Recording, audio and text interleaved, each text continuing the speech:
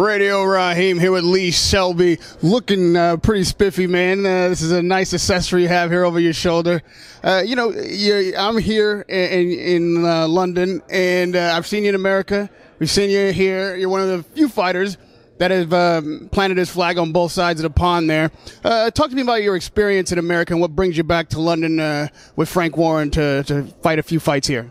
Well, first of all, in America, it was a great experience. I boxed in Phoenix, Arizona, against a former freeweight world champion. So I learned a lot in that fight, and now I'm back here for the 10th time fighting in London, making my 4th world title defence, and it's my 4th world title fight. So I'm back here. I'm excited. I'm on a great card. Two of the best pound for pound fighters in the country, and 2 of the best prospects.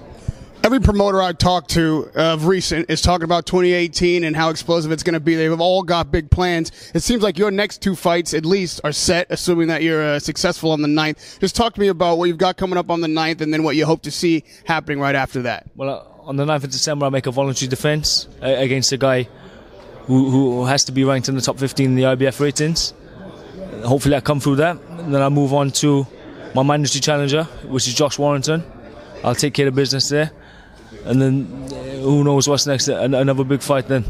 Now this Josh Warrington fight, it seems to be one of these fights that's built a lot on talk.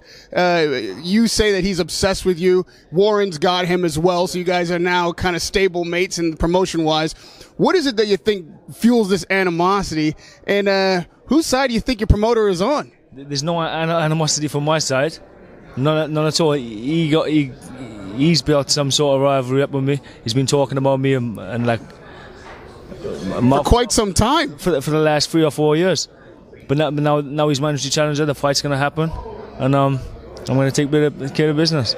Now, you were sitting up there next to Frank Warren, but he seems to have a pretty tight relationship there. You think he's going to be rooting for you or the other guy? Yeah, to be honest, he'd probably be rooting for Josh Warrington, but he'd be making a mistake if he puts any money on him. That's for sure.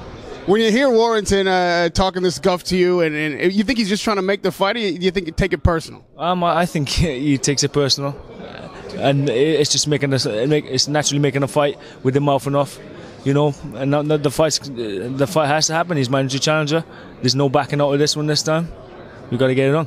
Now, you know as well as anybody, the fan base and the money in America is quite good. Even at these lighter divisions, you can make some good money there. And if you get through Warrington, you get through obviously the 9th, you still got to be looking at the tops in the division. And those names like Leo Santa Cruz, even Abner Mares, depending on who wins that fight, that we should probably get around the time you're fighting Warrington. You still have your eyes on those guys, and how do you see yourself climbing to the top of the division and being able to be a household name here and in the States? All I'm interested in is the big fights, the high-profile fights. I want to fight like the likes of Leo Santa Cruz, Abner Mares, Gary Russell Jr., Frampton. I just want to be involved in those big fights. And my managers work tirelessly in trying to make me a big fight, and I'm here ready and willing. So if they don't happen, then not because of my behalf. I'm ready to fight. You're looking for Carl Frampton like later in the second half maybe of 2018? Ideally, come through December the 9th, clear up my mandatory, then Carl Frampton, and then the big fight in America.